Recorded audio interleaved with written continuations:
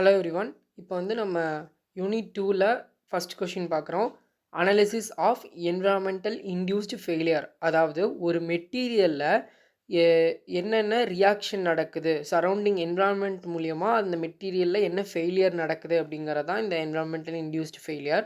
இந்த ஃபெயிலியர் வந்து என்ன பண்ணும்னா, ஒரு மெட்டீரியலோட ஸ்ட்ரென்த்து, அப்பியரன்ஸு, லைஃப் டைமு இதெல்லாம் வந்து கம்மி பண்ணி விட்டுரும், ரெடியூஸ் பண்ணிரும். இதில் வந்து 2 டைப்ஸ் இருக்குது. ஒன்று வந்து கரோஷன், இன்னொன்று வந்து ஆக்சிடேஷன். கரோஷன்னா என்னென்னா துரு பிடிக்கிறது. அப்போ வந்து ஒரு மெட்டீரியல் வந்து கெமிக்கல் இல்லைனா எலக்ட்ரோ கெமிக்கல் ரியாக்ஷன் வந்து என்விரான்மெண்ட்டோடு சேர்ந்து அந்த மெட்டீரியலில் வந்து ஒரு கரோஷனை வந்து ஏற்படுத்தும். அதுதான் கரோஷன்.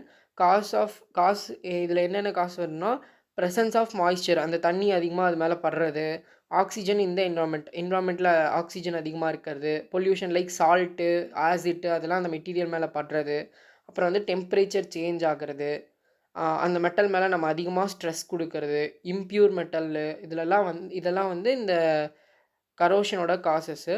மெக்கானிசம் என்னென்னா, ஒவ்வொரு மெட்டலோட ஆட்டமும் என்ன பண்ணுன்னா, ஆக்சிஜனோட ரியாக்ட் ஆகி ஆக்சைடு லேயரை வந்து ஃபார்ம் பண்ணும். அந்த ஆக்சைடு லேயர் என்ன பண்ணுன்னா, ஸ்லோவாக அந்த சர்ஃபேஸையே அப்படியே சாப்பிட்ரும். அதுதான் வந்து கரோஷன். டைப்ஸ் ஆஃப் கரோஷன்னா என்னென்னா, uniform corrosion, galvanic corrosion, pitting corrosion, stress corrosion. இதெல்லாம் வந்து 4 டைப்ஸு. ஃபஸ்ட்டு வந்து யூனிஃபார்ம் கரோஷன்னா என்னன்னா, ஒரு இடத்துல கரோஷன் ஆச்சுன்னா அந்த அந்த மெட்டீரியல் ஃபுல்லாகவே யூனிஃபார்மாக ஒரே மாதிரி கரோஷன் ஆகிருக்கும். For example dust in iron door, அந்த மாதிரி rusting in iron door. Galvanic கரோஷன்னா 2 டிஃப்ரெண்ட்டான மெட்டலை வந்து ஒரு ப்ரெசன்ஸ் ஆஃப் எலக்ட்ரோலைட்டில் வச்சோம் அப்படின்னா அந்த இடத்துல வர கரோஷன் வந்து கேல்வானிக் கரோஷன். ஃபார் எக்ஸாம்பிள் வந்து ஸ்டீல் போல்ட்டையும் அலுமினியம் பிளேட்டையும் வந்து நம்ம வந்து சீ வாட்டர் பக்கத்தில் வச்சோம்னா எலக்ட்ரோலைட் வந்து சீ வாட்டர் தானே, அதனால் வந்து அதில் வந்து கரோஷன் வந்துடும். அப்புறம் வந்து பிட்டிங் கரோஷன்னா என்னென்னா, ஸ்மால் ஹோல். இப்போ வந்து ஒரு தண்ணி எவர்சில்வர் தண்ணி டேங்க்லாம் எடுத்து பார்த்தீங்க அப்படின்னா அதில் அங்கங்கே லைட்டாக துரு பிடிச்சி அங்கங்கே ஓட்டை விழுந்த மாதிரி இருக்கும்ல, அதான் பிட்டிங் கரோஷன். ஸ்ட்ரெஸ் கரோஷன்னா ஒரு இடத்துல நம்ம அதிகமாக ஸ்ட்ரெஸ் கொடுக்கும்போது அந்த ஸ்ட்ரெஸ்ஸும் என்விரான்மெண்ட்டும் சேர்ந்து ஒரு கரோஷனை ஏற்படுத்தும். அந்த பைப் லைனு இதெல்லாம் வந்து ஸ்ட்ரெஸ் கரோஷன்.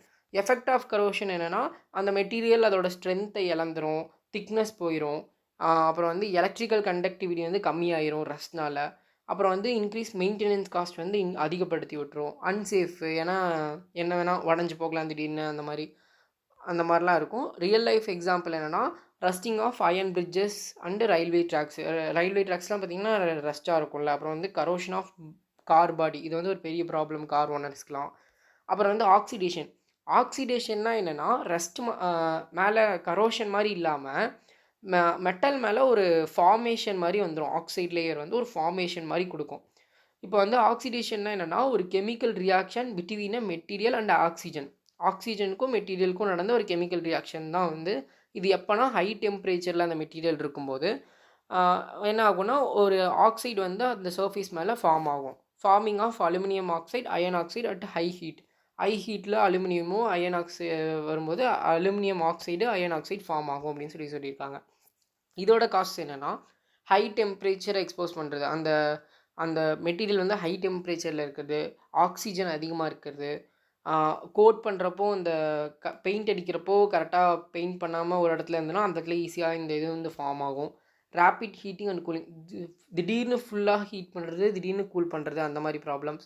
அப்புறம் வந்து மெக்கானிசம் என்னென்னா, இதான் ஆக்சிஜன் வந்து ரியாக்ட் வித் மெட்டீரியல் சர்ஃபேஸ். அந்த மெட்டீரியல் சர்ஃபேஸ் மேலே ஆக்சிஜன் ரியாக்ட் ஆகும்போது ஒரு ஆக்சைடு லேயர் வந்து ஃபார்ம் ஆகும். அப்படி ஃபஸ்ட்டு ஃபார்ம் ஆகும்போது அது வீக்காக இருக்கும், அதனால் அது போயிடும். சப்போஸ் இதுவே கண்டினியூவாக ஃபார்ம் ஆகிட்டு இருந்ததுன்னா அது வந்து ஒரு பெரிய எஃபெக்டை வந்து அந்த மெட்டீரியல் மேலே ஏற்படுத்தும். இதோட எஃபெக்ட் என்னென்னா, மெட்டீரியல் சர்ஃபேஸ் பிகம் வீக். அதே தான் சேம் அந்த ஆக்சிடேஷன் கரோஷனுக்கு பார்த்த அதே எஃபெக்ட்ஸ் தான் இங்கேயும் வரும்.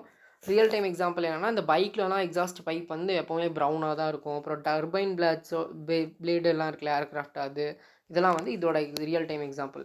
இங்கே ரிவர்ஸ் இன்ஜினியரிங் எப்படி யூஸ் ஆகுது அப்படின்னா, அந்த மெட்டலோட ரூட் கேஸ் ஆஃப் என்விரான்மெண்ட் ஃபெயிலியரை வந்து இது அனலைஸ் பண்ணுறதுக்கு ரிவர்ஸ் இன்ஜினியரிங் யூஸ் ஆகும். அப்புறம் improve material selection for future ப்ராடக்ட்க்கு யூஸ் ஆகும்.